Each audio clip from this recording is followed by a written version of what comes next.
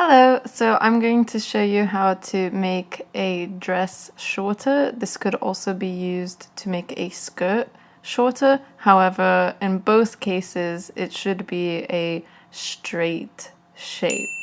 This could mean it's gathered as well, but it can't be like a circle skirt or a fitted garment because of the technique I'm going to show you, which is a pin tuck.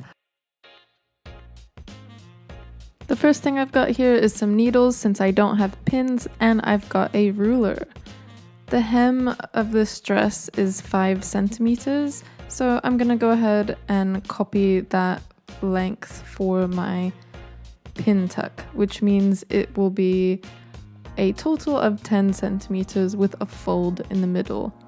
So I'm just turning the dress inside out and I'm flattening it out nice and neat. And then I'm going to draw my first line with pink clover choconer pen. These are from Japan, but you can get them at stores like Joann's, Michael's, and in the UK you can buy them online. So the first line I'm going to draw is 9 centimeters up. This is where I want the bottom of the pin tuck or the fold of the pin tuck to lie, so that there is some space between the pin tuck and the hem. The second line I will draw with the yellow chalk is about 5 centimeters up. This will be one of 3 parts of the pin tuck. So there's like the bottom, the middle, and the top. And I'm going to draw the bottom 5 centimeters up, the middle 5 centimeters up, and the top 5 centimeters up. In total, it will be 10 centimeters long.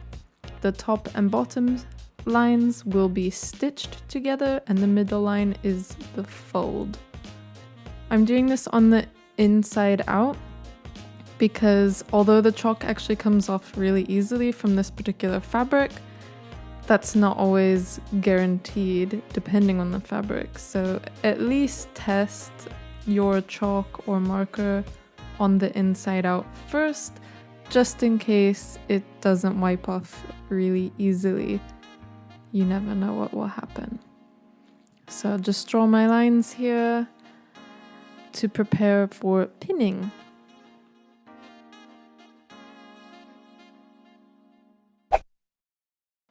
Now for the pinning, the first pin I'm going to do is at the side seam.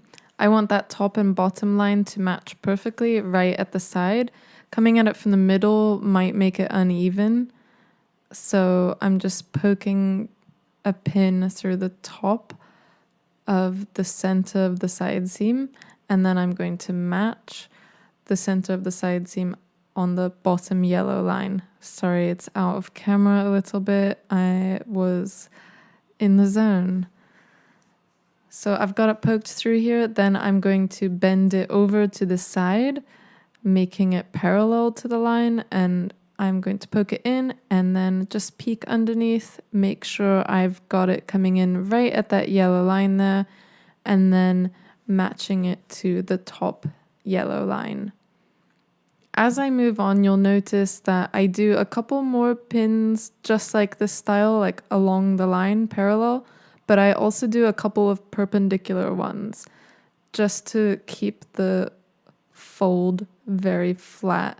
And I continually check that the yellow 2 lines are matching the top and bottom, and that the middle line is right where the fold is.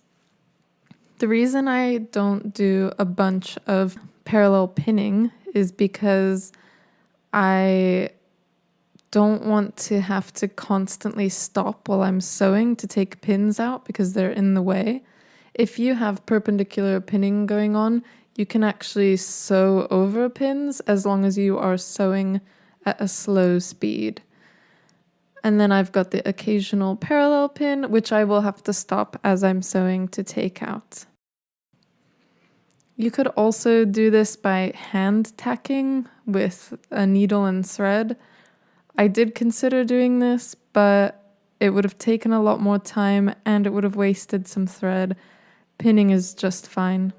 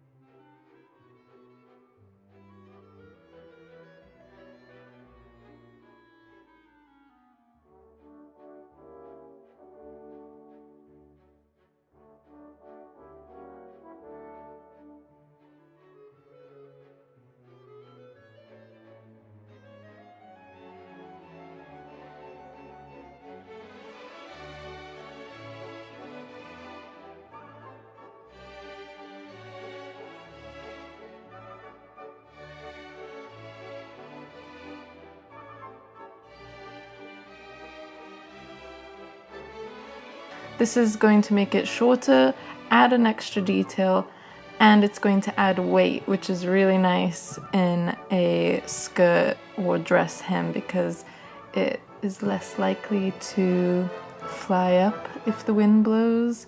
It drapes nicer. And the other benefit of doing this technique is that it is going to be able to be taken away in the future if you want to make your garment longer again, if you grow up or change your style a bit. It's not like totally permanent, destroy your garment forever.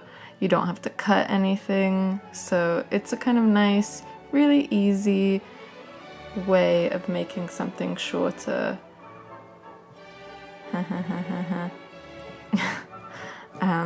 And it just looks cute as well. So please watch, let's see what happens.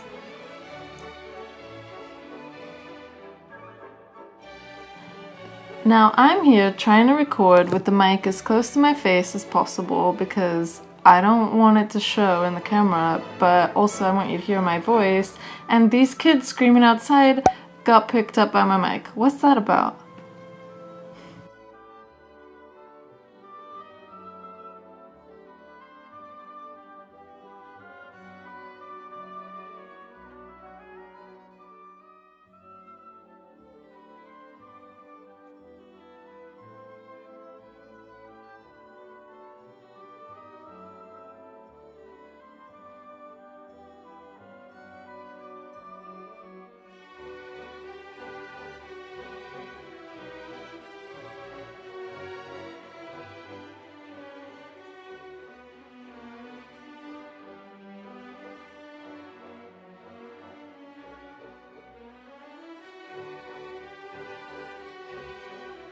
With the machine, I'm going to have a slightly longer stitch length. I believe I've understood the Japanese right. Top stitching should be a little bit longer, ideally. It just kind of looks nicer. It doesn't need to be a really tight stitch anyway. We're not like, you know, sewing just a normal seam.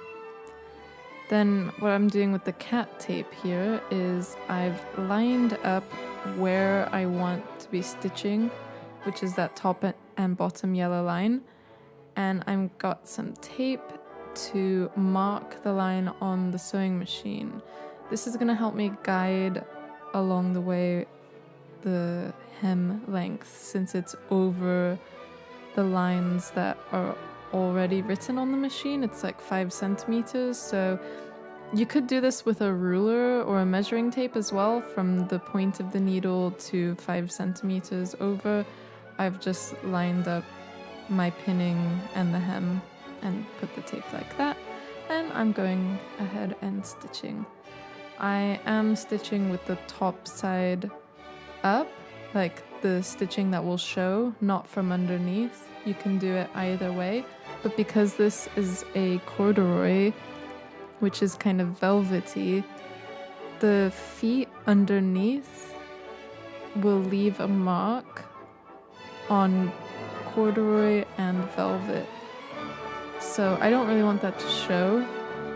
And unfortunately, even on the top, I don't have a Teflon foot or another foot that will leave less impression, but this just basic foot hasn't really left a big mark, so it's fine. But just be careful if you are sewing something like velvet in particular. The feet on a sewing machine might leave a mark, so do a test or try to use something like a Teflon foot, which won't leave a mark.